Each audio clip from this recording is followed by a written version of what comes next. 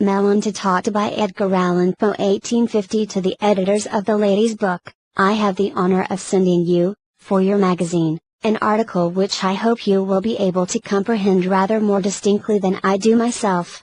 It is a translation, by my friend, Martin Van Buren Mavis, sometimes called the Tough-Keepsie Seer, of an odd-looking miss which I found, about a year ago, tightly corked up in a jug floating in the Mare Tenebrarum Sea, well described by the Nubian geographer, but seldom visited nowadays, except for the transcendentalists and divers for crotchets. Truly yours, Edgar A. Poe. On board balloon Skylark, April 1, 2848. Now, my dear friend, now, for your sins, you are to suffer the infliction of a long gossiping letter. I tell you distinctly that I am going to punish you for all your impertinences by being as tedious, as discursive, as incoherent and as unsatisfactory as possible. Besides, here I am, cooped up in a dirty balloon, with some 100 or 200 of the Connell, all bound on a pleasure excursion. What a funny idea some people have of pleasure, and I have no prospect of touching terra firma for a month at least. Nobody to talk to. Nothing to do. When one has nothing to do, then is the time to correspond with one's friends. You perceive, then, why it is that I write you this letter. It is on account of my ennui and your sins. Get ready your spectacles and make up your mind to be annoyed. I mean to write at you every day during this odious voyage. Hi-oh! When will any invention visit the human pericranium? Are we forever to be doomed to the thousand inconveniences of the balloon? Will nobody contrive a more expeditious mode of progress? The jog-trot movement, to my thinking, is little less than positive torture. Upon my word, we have not made more than 100 miles the hour since leaving home. The very birds beat us, at least some of them. I assure you that I do not exaggerate at all. Our motion, no doubt, seems slower than it actually is, this on account of our having no objects about us by which to estimate our velocity, and on account of our going with the wind. To be sure, whenever we meet a balloon we have a chance of perceiving our rate, and then, I admit, things do not appear so very bad. Accustomed as I am to this mode of traveling, I cannot get over a kind of giddiness whenever a balloon passes us in a current directly overhead. It always seems to me like an immense bird of prey about to pounce upon us and carry us off in its claws. One went over us this morning about sunrise, and so nearly overhead that its drag rope actually brushed the network suspending our car, and caused us very serious apprehension. Our captain said that if the material of the bag had been the trumpery varnished silk of 500 or 1,000 years ago, we should inevitably have been damaged. This silk, as he explained it to me, was a fabric composed of the entrails of a species of earthworm. The worm was carefully fed on mulberries, kind of fruit resembling a watermelon, and, when sufficiently fat, was crushed in a mill. The paste thus arising was called papyrus in its primary state, and went through a variety of processes until it finally became silk.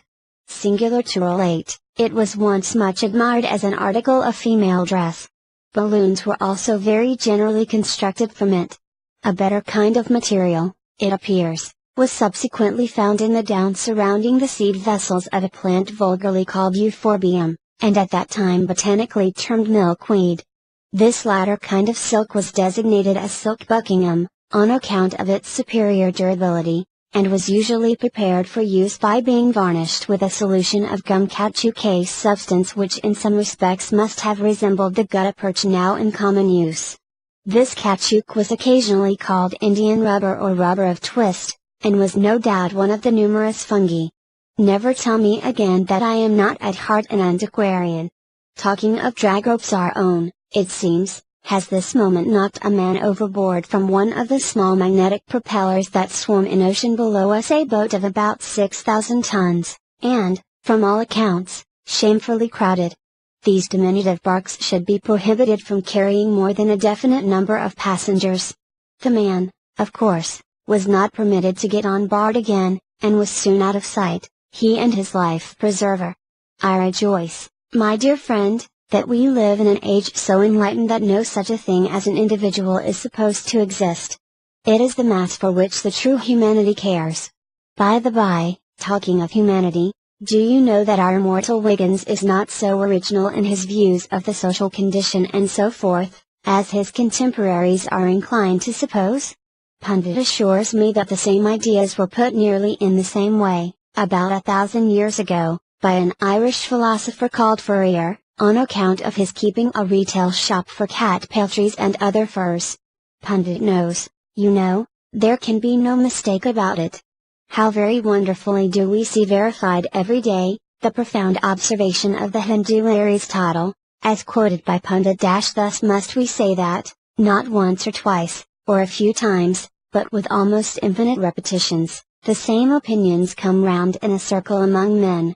April 2. Spoke today the magnetic cutter in charge of the middle section of floating telegraph wires. I learned that when this species of telegraph was first put into operation by Horse, it was considered quite impossible to convey the wires over sea, but now we are at a loss to comprehend where the difficulty lay. So wags the world. Tempora mutantur. Excuse me for quoting the Etruscan. What would we do without the Atlantic telegraph? Pundit says Atlantic was the ancient adjective. We lay to a few minutes to ask the cutter some questions, and learned, among other glorious news, that civil war is raging in Africa, while the plague is doing its good work beautifully both in Europe and Asia. Is it not truly remarkable that, before the magnificent light shed upon philosophy by humanity, the world was accustomed to regard war and pestilence as calamities? Do you know that prayers were actually offered up in the ancient temples to the end that these evils might not be visited upon mankind? Is it not really difficult to comprehend upon what principle of interest our forefathers acted? Were they so blind as not to perceive that the destruction of a myriad of individuals is only so much positive advantage to the mass? April 3. It is really a very fine amusement to ascend the rope ladder leading to the summit of the balloon bag, and thence survey the surrounding world. From the car below you know the prospect is not so comprehensive, you can see little vertically. But seated here, where I write this, in the luxuriously cushioned open piazza of the summit, one can see everything that is going on in all directions. Just now there is quite a crowd of balloons in sight, and they present a very animated appearance, while the air is resonant with the hum of so many millions of human voices.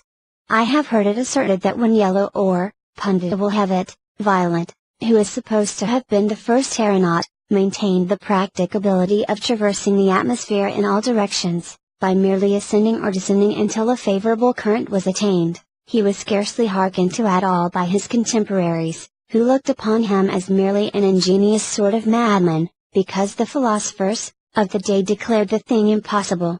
Really now it does seem to me quite unaccountable how anything so obviously feasible could have escaped the sagacity of the ancient savants.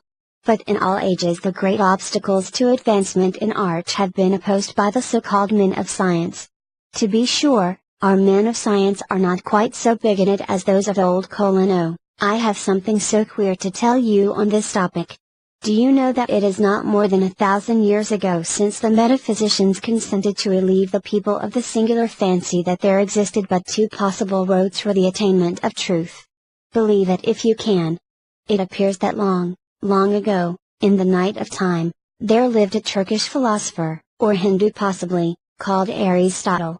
This person introduced, or at all events propagated what was termed the deductive or a priori mode of investigation. He started with what he maintained to be axioms or self-evident truths, and thence proceeded logically to results. His greatest disciples were one Euclid, and one Kant. Well, Aristotle flourished supreme until advent of one Hogg, surnamed the Ethic Shepherd, who preached an entirely different system, which he called the a posteriori or inductive. His plan referred altogether to sensation. He proceeded by observing, analyzing, and classifying facts instantiae naturae, as they were affectedly called, into general laws. Aristotle's mode, in a word, was based on noumena, Hogg's on phenomena. Well, so great was the admiration excited by this latter system that, at its first introduction, Aristotle fell into disrepute, but finally he recovered ground and was permitted to divide the realm of truth with his more modern rival. The savants now maintain the Aristotelian and Baconian roads were the sole possible avenues to knowledge. Baconian, you must know, was an adjective invented as equivalent to Huggian and more euphonious and dignified. Now, my dear friend, I do assure you, most positively, that I represent this matter fairly, on the soundest authority, and you can easily understand how a notion so absurd on its very face must have operated to retard the progress of all true knowledge, which makes its advances almost invariably by intuitive bounds. The ancient idea confined investigations to crawling, and for hundreds of years so great was the infatuation about hog especially, that a virtual end was put to all thinking, properly so called. No man dared utter a truth to which he felt himself indebted to his soul alone. It mattered not whether the truth was even demonstrably a truth, for the bullet-headed savants of the time regarded only the road by which he had attained it. They would not even look at the end. Let us see the means, they cried, the means. If, upon investigation of the means, it was found to come under neither the category Aries, that is to say ram, nor under the category hog, why then the savants went no farther, but pronounced the theorist a fool, and would have nothing to do with him or his truth. Now, it cannot be maintained, even, that by the crawling system the greatest amount of truth would be attained in any long series of ages, for the repression of imagination was an evil not to be compensated for by any superior certainty in the ancient modes of investigation. The error of these Germains, these Vreng, these English, and these Americans, the latter, by the way, were our own immediate progenitors, was an error quite analogous with that of the wiseacre who fancies that he must necessarily see an object the better the more closely he holds it to his eyes. These people blinded themselves by details.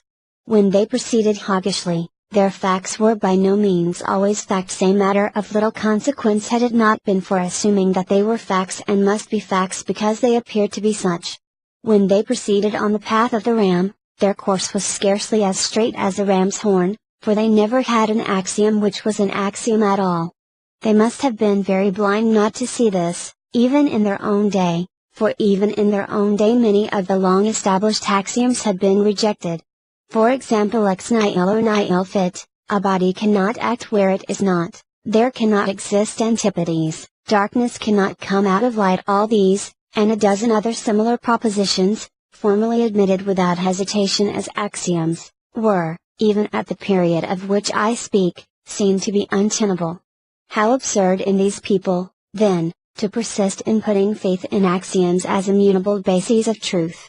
But even out of the mouths of their soundest reasoners it is easy to demonstrate the futility, the impalpability of their axioms in general. Who was the soundest of their logicians? Let me see. I will go and ask Pundit and be back in a minute. Ah, here we have it. Here is a book written nearly 1,000 years ago and lately translated from the English, which, by the way, appears to have been the rudiment of the American. Pundit says it is decidedly the cleverest ancient work on its topic, logic. The author, who was much thought of in his day, was one Miller, or Mill, and we find it recorded of him, as a point of some importance, that he had a mill horse called Bentham. But let us glance at the treatise. Ability or inability to conceive, says Mr. Mill, very properly, is in no case to be received as a criterion of axiomatic truth. What modern in his senses would ever think of disputing this truism? The only wonder with us must be, how it happened that Mr. Mill conceived it necessary even to hint at anything so obvious. So far good, but let us turn over another paper. What have we here? Contradictories cannot both be true, that is, cannot coexist in nature. Here Mr. Mill means, for example, that a tree must be either a tree or not a tree, that it cannot be at the same time a tree and not a tree. Very well, but I ask him why? His reply is this: never pretends to be anything else than this, because it is impossible to conceive that contradictories can both be true. But this is no answer at all, by his own showing, for has he not just admitted as a truism that ability or inability to conceive is in no case to be received as a criterion of axiomatic truth? Now I do not complain of these ancients so much because their logic is, by their own showing, utterly baseless, worthless and fantastic altogether, as because of their pompous and imbecile prescription of all other roads of truth, of all other means for its attainment than the two preposterous paths, the one of creeping and the one of crawling, to which they have dared to confine the soul that loves nothing so well as to soar. By the by, my dear friend, do you not think it would have puzzled these ancient dogmaticians to have determined by which of their two roads it was that the most important and most sublime of all their truths was, in effect, attained? I mean the truth of gravitation. Newton owed it to Kepler. Kepler admitted that his three laws were guessed at, these three laws of all laws which led the great English mathematician to his principle, the basis of all physical principle, to go behind which we must enter the kingdom of metaphysics. Kepler guessed, that is to say imagined. He was essentially a theorist, that word now of so much sanctity, formerly an epithet of contempt. Would it not have puzzled these old moles too, to have explained by which of the two roads a cryptographist unriddles a cryptograph of more than usual secrecy, or by which of the two roads Champollion directed mankind to those enduring and almost innumerable truths which resulted from his deciphering the hieroglyphics? One word more on this topic and I will be done boring you. Is it not passing strange that, with their eternal prattling about roads to truth, these bigoted people missed what we now so clearly perceive to be the great highway, that of consistency? Does it not seem singular how they should have failed to deduce from the works of God the vital fact that a perfect consistency must be an absolute truth? How plain has been our progress since the late announcement of this proposition! Investigation has been taken out of the hands of the ground moles and given, as a task, to the true and only true thinkers, the men of ardent imagination.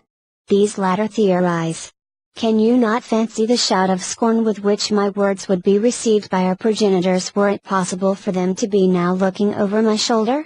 These men, I say, theorize, and their theories are simply corrected, reduced, systematized, cleared, little by little, of their dross of inconsistency until, finally, a perfect consistency stands apparent, which even the most stolid admit, because it is a consistency, to be an absolute and an unquestionable truth. April 4th. The new gas is doing wonders, in conjunction with a new improvement with gutta percha. How very safe, commodious, manageable, and in every respect convenient are our modern balloons.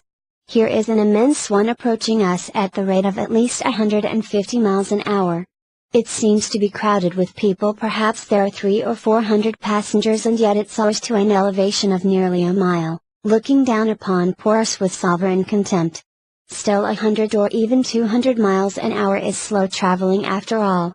Do you remember our flight on the railroad across the Canada continent? Fully 300 miles the hour that was traveling.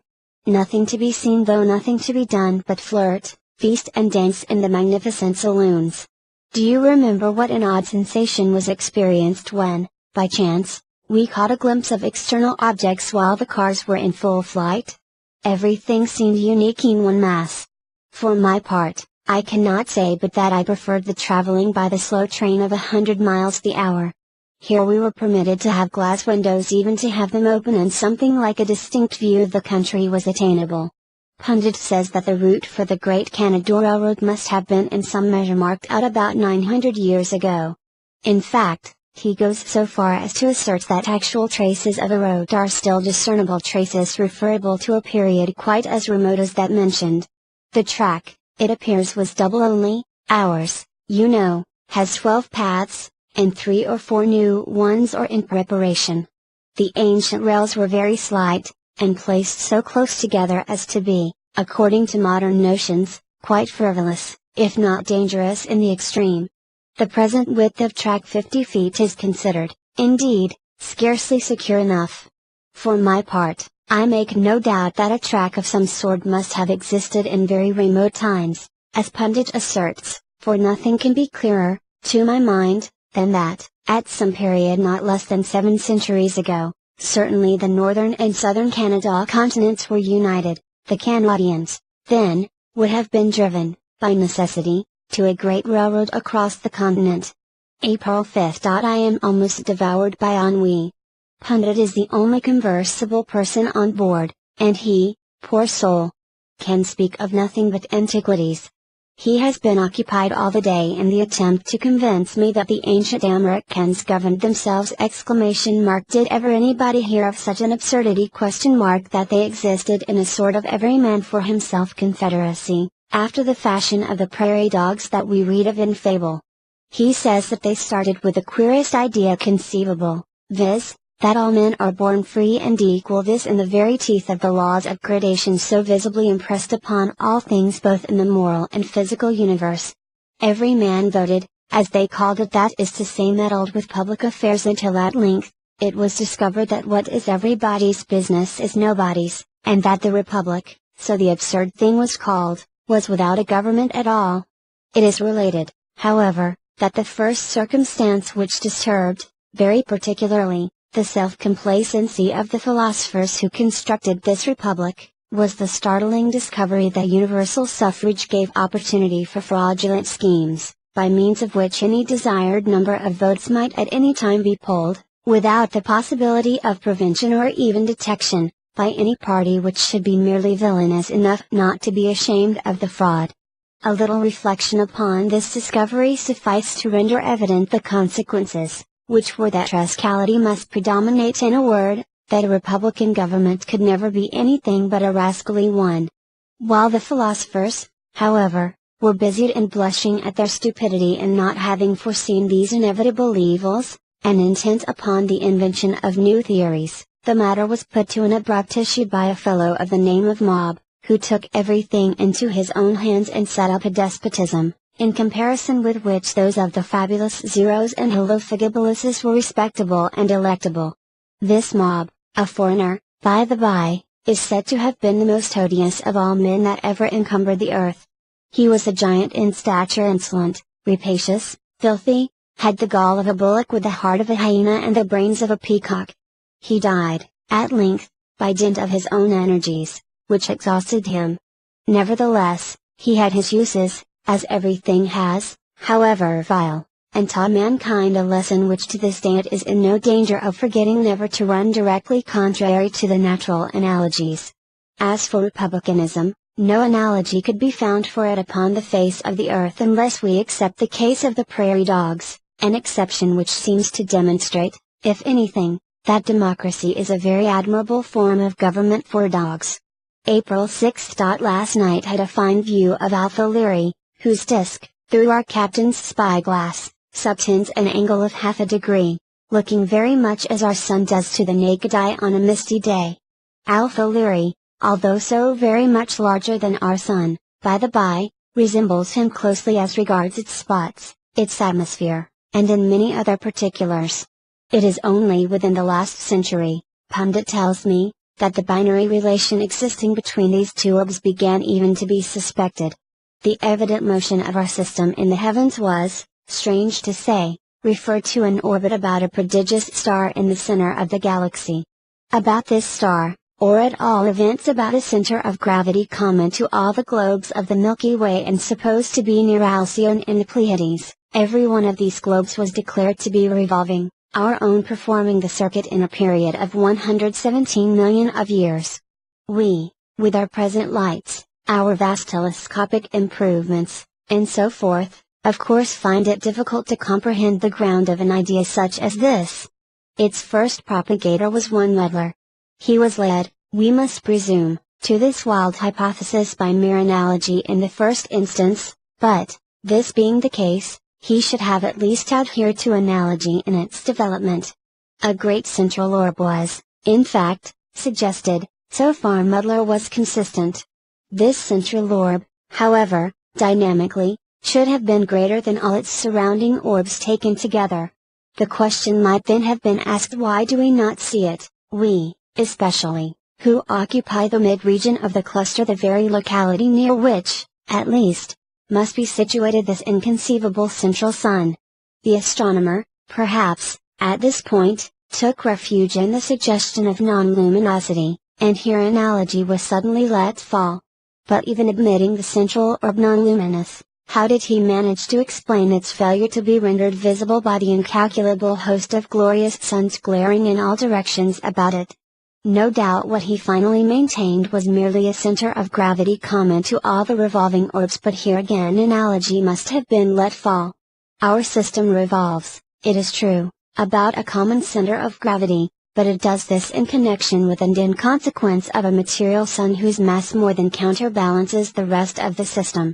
The mathematical circle is a curve composed of an infinity of straight lines, but this idea of the circle, this idea of it which, in regard to all earthly geometry, we consider as merely the mathematical, in contradistinction from the practical, idea is, in sober fact, the practical conception which alone we have any right to entertain in respect to those titanic circles with which we have to deal, at least in fancy, when we suppose our system, with its fellows, revolving about a point in the center of the galaxy. Let the most vigorous of human imaginations but attempt to take a single step toward the comprehension of a circuit so unutterable. I would scarcely be paradoxical to say that a flash of lightning itself, traveling forever upon the circumference of this inconceivable circle, would still forever be traveling in a straight line.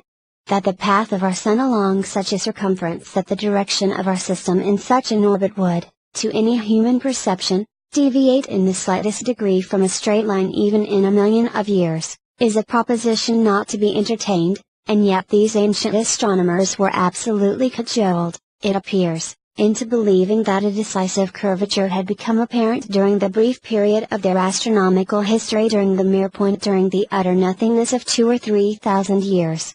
How incomprehensible, that considerations such as this did not at once indicate to them the true state of affairs, that of the binary revolution of our Sun and Alpha Lyrae around a common center of gravity. April 7th. Continued last night our astronomical amusements. Had a fine view of the 5 Neptunian asteroids, and watched with much interest the putting up of a huge post on a couple of lintels in the new temple at Daphnis in the Moon. It was amusing to think that creatures so diminutive as the Lunarians, and bearing so little resemblance to humanity, yet evinced a mechanical ingenuity so much superior to our own. One finds it difficult, too, to conceive the vast masses which these people handle so easily, to be as light as our own reason tells us they actually are. April 8th. Eureka! Pundit is in his glory. A balloon from Canada spoke us today and threw on board several late papers. They contain some exceedingly curious information relative to Canadian, or rather American, antiquities. You know, I presume, that laborers have for some months been employed in preparing the ground for a new fountain at Paradise, the Emperor's principal pleasure garden. Paradise, it appears, has been, literally speaking, an island time out of mind, that is to say, its northern boundary was always, as far back as any record extends, a rivulet, or rather a very narrow arm of the sea. This arm was gradually widened until it attained its present breadth, a mile. The whole length of the island is 9 miles, the breadth varies materially. The entire area, so pundit says, was, about 800 years ago, densely packed with houses, some of them 20 stories high, land, for some most unaccountable reason, being considered as especially precious just in this vicinity. The disastrous earthquake, however, of the year 2050, so totally uprooted and overwhelmed the town, for it was almost too large to be called a village, that the most indefatigable of our antiquarians have never yet been able to obtain from the site any sufficient data, in the shape of coins, medals or inscriptions, wherewith to build up even the ghost of a theory concerning the manners, customs, and sea, of the aboriginal inhabitants. Nearly all that we have hitherto known of them is, that they were a portion of the Knickerbocker tribe of savages infesting the continent at its first discovery by Recorder Riker, a knight of the Golden Fleece. They were by no means uncivilized, however, but cultivated various arts and even sciences after a fashion of their own. It is related of them that they were acute in many respects, but were oddly afflicted with monomania for building what, in the ancient American, was denominated churches, a kind of pagoda instituted for the worship of 2 idols that went by the names of Wealth and Fashion. In the end, it is said, the island became, 9/10 of it, church. The women, too, it appears, were oddly deformed by a natural protuberance of the region just below the small of the back, although, most unaccountably, This deformity was looked upon altogether in the light of a beauty. One or two pictures of these singular women have in fact, been miraculously preserved. They look very odd, very like something between a turkey cock and a dromedary.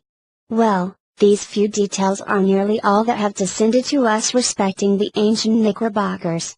It seems, however, that while digging in the center of the Emperor's Garden, which, you know, covers the whole island, some of the workmen unearthed a cubical and evidently chiseled block of granite, weighing several hundred pounds. It was in good preservation, having received, apparently, little injury from the convulsion which entombed it. On one of its surfaces was the marble slab with, only think of it, an inscription, a legible inscription. Pundit is in ecstasies. Upon detaching the slab, a cavity appeared, containing a leaden box filled with various coins, a long scroll of names, several documents which appeared to resemble newspapers, with other matters of intense interest to the antiquarian. There can be no doubt that all these are genuine American relics belonging to the tribe called Knickerbocker. The papers thrown on board our balloon are filled with facsimiles of the coins, MSS, typography, NC. I copy for your amusement the Knickerbocker inscription on the marble slab. This cornerstone of a monument to the memory of George Washington was laid with appropriate ceremonies on the 19th day of October, 1847, the anniversary of the surrender of Lord Cornwallis to General Washington at Yorktown, A.D. 1781, under the auspices of the Washington Monument Association of the City of New York. This, as I give it, is a verbatim translation done by Pundit himself, so there can be no mistake about it. From the few words thus preserved, we glean several important items of knowledge, not the least interesting of which is the fact that 1,000 years ago actual monuments had fallen into disuse, as was all very proper, the people contenting themselves, as we do now, with a mere indication of the design to erect a monument at some future time, a cornerstone being cautiously laid by itself solitary and alone. Excuse me for quoting the great American poet Benton, as a guarantee of the magnanimous intention. We ascertain, too, very distinctly, from this admirable inscription, the how as well as the where and the what, of the great surrender in question. As to the where, it was Yorktown, wherever that was, and as to the what, it was General Cornwallis, no doubt some wealthy dealer in corn. He was surrendered. The inscription commemorates the surrender of what? Why, of Lord Cornwallis. The only question is, what could the savages wish him surrendered for? But when we remember that these savages were undoubtedly cannibals, we are led to the conclusion that they intended him for sausage. As to the how of the surrender, no language can be more explicit. Lord Cornwallis was surrendered, for sausage, under the auspices of the Washington Monument Association, no doubt a charitable institution for the depositing of cornerstones. But, heaven bless me! What is the matter? Ah, I see the balloon has collapsed, and we shall have a tumble into the sea. I have, therefore, only time enough to add that, from a hasty inspection of the facsimiles of newspapers, NC, I find that the great men in those days among the Americans, were one John, a smith, and one Zachary, a tailor. Goodbye, until I see you again. Whether you ever get this letter or not is point of little importance, as I write altogether for my own amusement. I shall cork the miss up in a bottle, however, and throw it into the sea. Yours everlastingly, Pundita. The End.